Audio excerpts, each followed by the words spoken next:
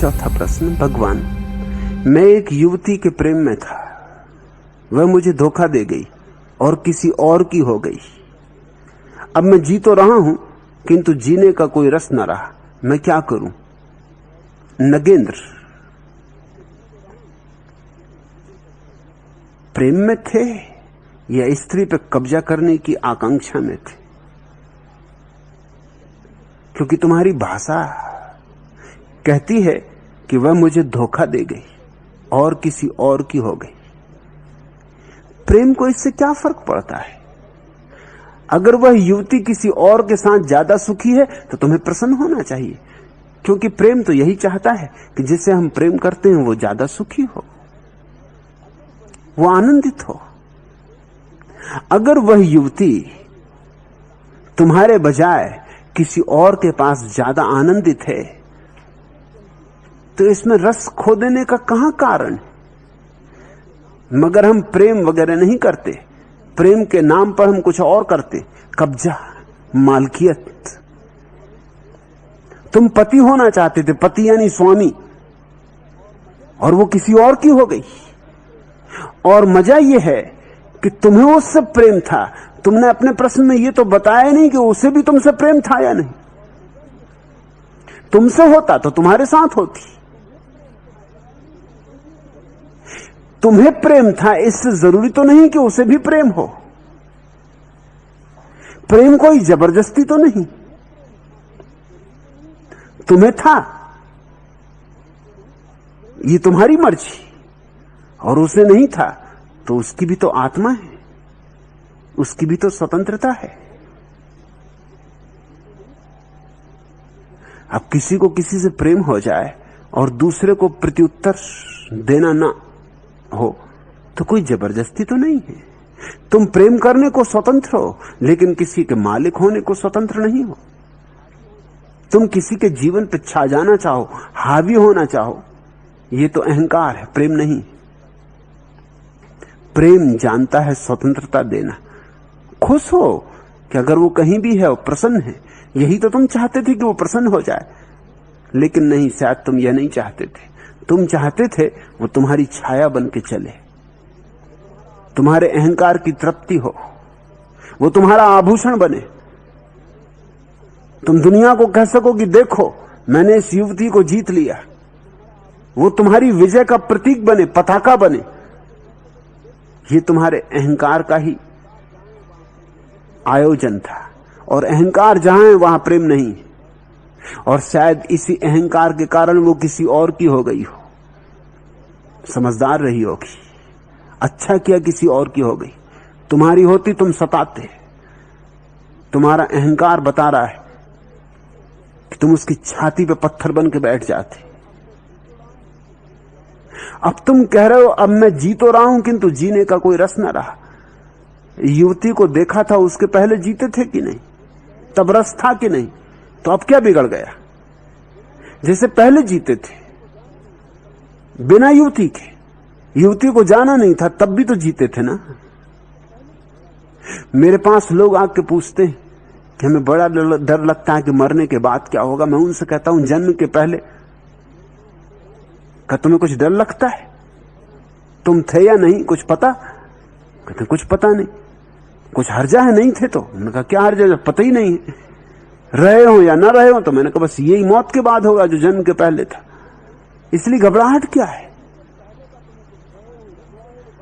जन्म के पहले का तुम्हें कुछ पता नहीं है, मौत के बाद का भी तुम्हें कुछ पता नहीं होगा, तो चिंता क्या कर रहे हो? युवती नहीं मिली थी, उसके पहले भी तुम जिंदा थे, बड़ा रस था, और युवती को देख के सारा रस खो गया। ऐसे गुलाम हो। और कल का तो भरोसा रखो, कल तो तुम आत्मा को धन्यवाद दोगे कि अच्छा हुआ कि उस बाई से छुटकारा हो गया। मुल्ला नसरुद्दीन अपनी पत्नी के साथ जा रहा था। एक सुंदर स्त्री पास से गुजरी, खटक गई, आंख में अटक गई। पत्नी तो ऐसी चीजें एकदम से पहचान लेती। पत्नी ने फौरन मुल्ला से कहा कि ऐसी सुंदर स्त्रियों को देख के तुम्हें जरूर भूल ही जाता होगा कि तुम विवाहित हो। मुल्ला ने कहा कि नहीं नहीं फजलू की मां, ऐसी स्त्रियों को देख के ही मुझे याद आता है कि अरे मैं विवाहित हूं। हाय राम, मैं विवाहित हूं। ऐसी स्त्रियों को देख के ही याद आता है। कल का भरोसा रखो। अगर बीते कल में धोखा खा गए थे तो आने वाले कल में भी धोखा फिर खाओगे। ऐसी क्या जल्दी पड़ी है? और पूछते हो कि जीवन में कोई रस ना रहा, मैं क्या करूं? अगर इस तरह ही रस आता हो तो फिर कोई तलाश कर लो। युवतियों की कोई कमी है? पृथ्वी भरी पड़ी। लेकिन अगर कुछ समझ की बात करनी हो तो थोड़ा सोचो। तुमने बच्चों की कहानियां पढ़ी होंगी। बच्चों की कहानियों में यूं कहानियां आती कि कोई राजा है, उसके प्राण उसने तोते में रख दिए, इसलिए उसको कोई मार नहीं सकता। जब तक तोते को ना मारे राजा को नहीं मार सकता। राजा को कितनी मारो मरते ही नहीं। उसने प्राण अपने तोते में छिपा रखे। जब तोते को पकड़ के मार डालोगे तो राजा मर जाएगा। ये कहानियां बड़ी ठीक है। अब ये तो यूं हुआ कि तुमने अपने प्राण उस लड़की में रख दिए। इतने जल्दी गिरवी रख दी। हर किसी के हाथ में दे देते हो प्राण। जीवन का रस ही चला गया। ज्यादा कुछ रहा नहीं होगा रस। भ्रांति में हो कि तुम रस था, ऐसे कहीं रस जाता है। रस को तुम जानते नहीं कि रस क्या है। जिन्होंने जाना है उन्होंने कहा रसो वैसा। उन्होंने तो परमात्मा की परिभाषा की है कि वह रस है। उन्होंने तो सिर्फ परमात्मा को ही रस माना है और किसी चीज का कोई रस नहीं। मिल जाती स्त्री तो भी रस खो जाता, और स्त्री गले से बन जाती सो अलग, फिर उससे छूटना मुश्किल हो जाता। जरा तुम उससे भी तो पूछो जिसके गले बंध गई, उसकी क्या हालत है। उसका भी तो बेचारे का दुख दर्द जानो। उसका दुख दर्द जान के तुमको बड़ी सांत्वना मिलेगी, बड़ा आश्वासन मिलेगा। एक पागल खाने में एक राजनेता देखने गया था पागल खाने को। एक आदमी अपने बाल नोच रहा था, छाती पीट रहा था और हाथ में एक तस्वीर लिया था। आंखों से आंसू बह रहे थे झरझर। छाती से लगाता था तस्वीर को, सींचों में बंद था। पूछा उसने सुपरिंटेंडेंट को, इस आदमी को क्या हो गया, क्या कर रहा है? तस्वीर किसकी? उसने कहा ये तस्वीर एक स्त्री की, जिसको ये पाना चाहता था और नहीं पा सका। जब से नहीं पाया पागल हो गया। रहा होगा नगेंद्र जैसा, नोचता है, रोता है, छाती से फोटो लगाता है, चीख पुकार मचाता है। इसको पागल खाने में रखना पड़ा है। इसके घर के लोग परेशान हो गए। इसने सबका चैन हराम कर दिया है। राजनेता ने कहा बेचारा। आगे बढ़े। दूसरे कटघरे में एक आदमी सींचों को पकड़ पकड़ के हिला रहा था, सींचों से सिर मार रहा था, लहू लुहान हो रहा था उसका सिर। पूछा इसको क्या हो गया, इस बेचारे को क्या हो गया? उस सुपरिंटेंडेंट ने कहा कि आप ना पूछो तो अच्छा। इसने उस लड़की से शादी कर ली जिस लड़की की याद में पहला मारा जा रहा है। जब से इसने शादी की तब से इसकी ये हालत हो गई। तब से ये सींचों से सिर मारता है, दीवारों से सिर फोड़ता है। ये आत्महत्या करने को उतारू।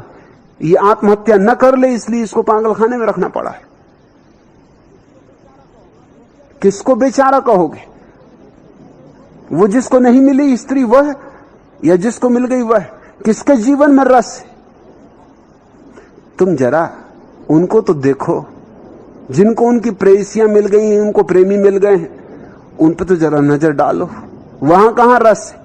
ऊबे बैठे। जब भी तुम किसी जोड़े को उदास देखो समझना विवाहित।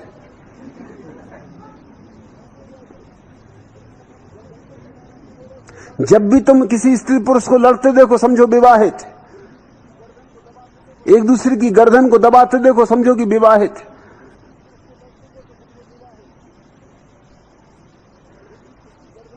जरा देखो तो चारों तरफ आंख खोल के। तुम मुझसे पूछ रहे हो, अब मैं जी तो रहा हूं किंतु जीने का कोई रस ना रहा। इतने जल्दी गंवा दोगे जीवन का रस? जीवन कुछ और बड़े काम के लिए है। जीवन कुछ और विराट आकाश को पाने के लिए।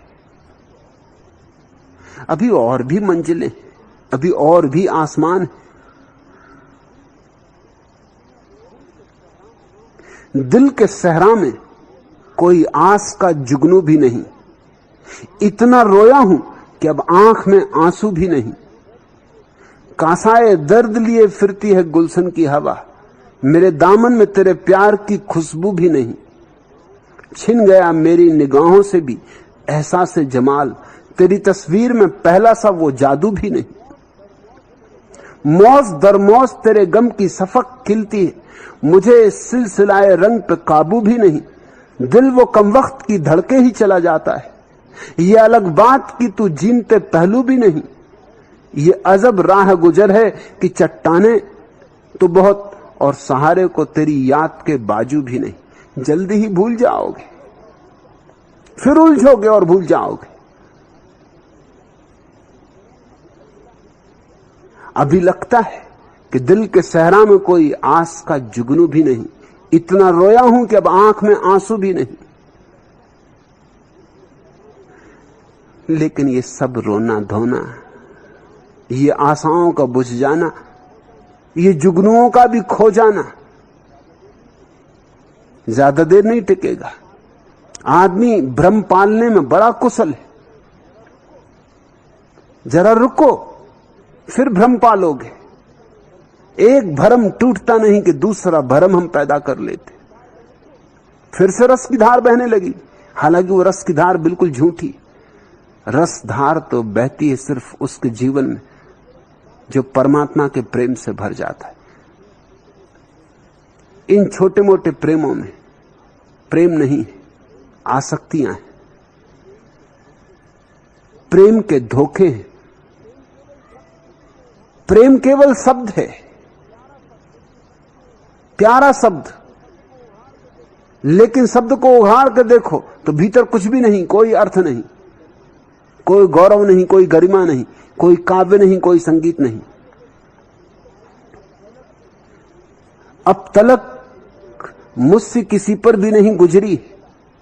मैं बहारों में जला और किनारों में बहा। मैंने हर आंख में ढूंढा है प्यार अपने लिए। दिल मेरा प्यार भरा प्यार का भूखा ही रहा। जिंदगी मेरी सिसकती रहेगी क्या यूं ही? क्या मुझे कोई सहारा न मिल सकेगा कभी? बहारें देखती हैं मुड़ के मगर रुकती नहीं। कोई भी फूल क्या मेरा न खिल सकेगा कभी? इससे बढ़कर के भला और क्या है? मजबूरी अपने अरमानों की लाशों पर मुझे चलना पड़ा। छिपाता आया हूं जिसको मैं बड़ी मुद्दत से, आज सबके ही सामने वह राज कहना पड़ा।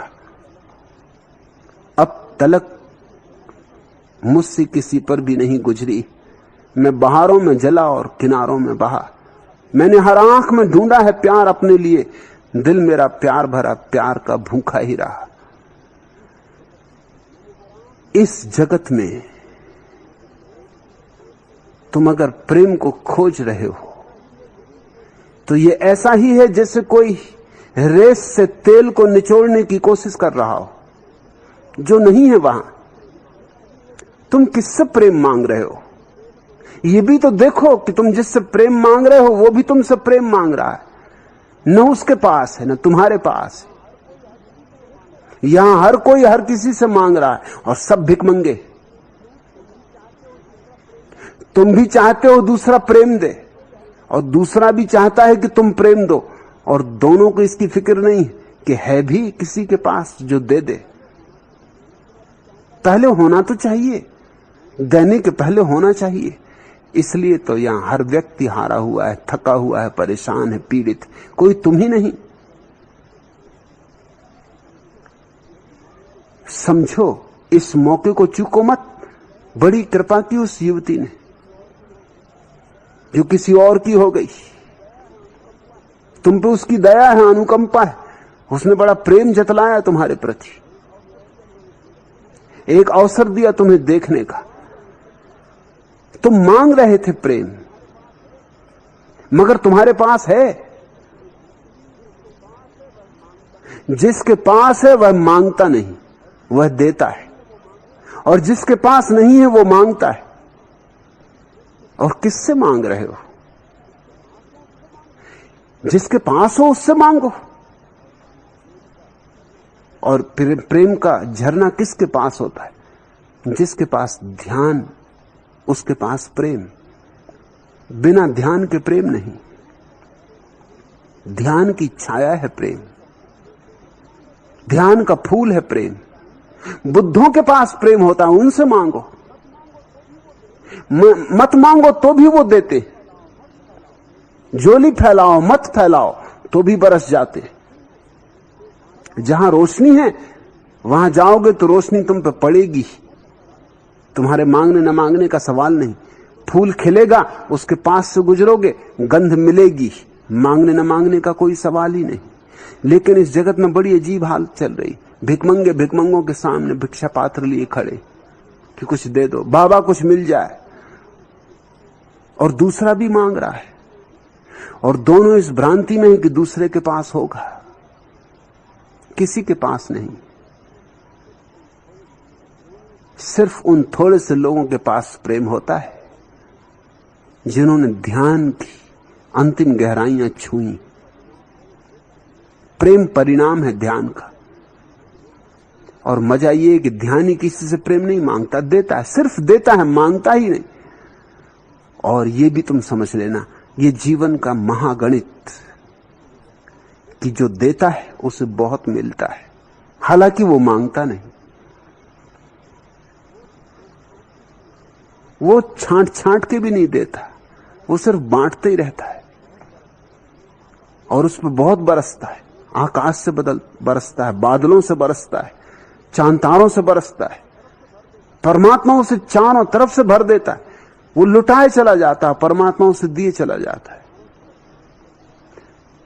रसो वैसा, परमात्मा रस रूप है। लेकिन किसको परमात्मा मिला है? जो भीतर जागा है, जिसने भीतर सारी तंद्रा और नींद तोड़ दी, जिसने भीतर बेहोशी की सारी परतें उखाड़ फेंकी, जिसने मूर्छा को जड़ों से उखाड़ दिया है, जिसने भीतर रोशन कर लिया अपने को, जो प्रकाशित हो गया है, उसके भीतर परमात्मा उतर आता है। रस की धार बह जाती। नगेंद्र, तुम जिस ढंग से सोच रहे हो उसका तो अंतिम परिणाम आत्महत्या है। मैं जो कह रहा हूं उसका अंतिम परिणाम आत्म रूपांतरण है। और इसको भी तुमसे कह दूं कि आत्महत्या के क्षण में आत्म रूपांतरण की संभावना है। क्योंकि जब आदमी ऐसी जगह आ जाता है जहां आगे चलने को कोई जगह नहीं रह जाती, रास्ता खत्म हो जाता, वहीं क्रांति घटती, नहीं तो क्रांति नहीं घटती। इस अवसर को चूकना मत। ये अवसर है कि तुम जागो और प्रेम की जगह ध्यान पर दृष्टि जमाओ। प्रेम धोखा दे गया, देने ही वाला था क्योंकि था ही नहीं। ध्यान ने कभी किसी को धोखा नहीं दिया है, आज तक नहीं दिया है। जिसने भी ध्यान की तरफ नजर उठाई माला माल हो गया है, सम्राट हो गया है। और मजा ये कि उसकी संपदा में प्रेम की संपदा भी आती। भीतर झांको, वहां प्रभु का राज्य। अपने पे आओ।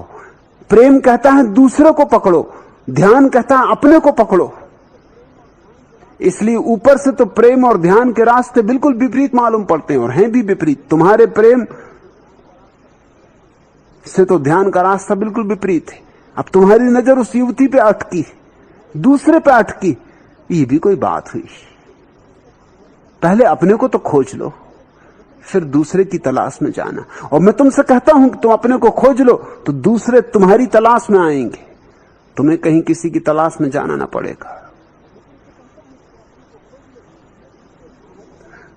तुम दैदीप्यमान हो उठो तो तुम्हारी किरणें दूसरों को बुला लाएंगी। दूर दूर से लोग चले आएंगे तुम्हारे झरने पर पानी पीने, अपनी प्यास बुझाने। कुछ ऐसा करो कि तुम्हें तो रस मिले ही मिले, औरों को भी रस मिल जाए। कुछ ऐसा करो कि परमात्मा तुमसे बह उठे। और जब आदमी ऐसी जगह आ जाता है जहां सोचने लगता है कि अब खत्म ही कर लूं अपने को, जरूर तुमने सोचा होगा बहुत बार कि अब अपने को मिटा ही लूं, क्योंकि अब जीवन तो है ही नहीं, रस नहीं है, जिए जा रहा हूं, क्या सार है जीने में, खत्म ही क्यों ना कर लूं। जब खत्म करने तक की तैयारी हो तो इसके पहले एक काम और कर लो, फिर खत्म कर लेना। इसके पहले एक काम ये तो कर लो, जान तो लो कि मैं कौन हूं। फिर आत्महत्या करनी हो तो आत्महत्या कर लेना। हालांकि जिसने अपने को जाना है उसने कभी आत्महत्या नहीं की, क्योंकि वो तो जानता है आत्महत्या हो ही नहीं सकती। आत्मा अमर है,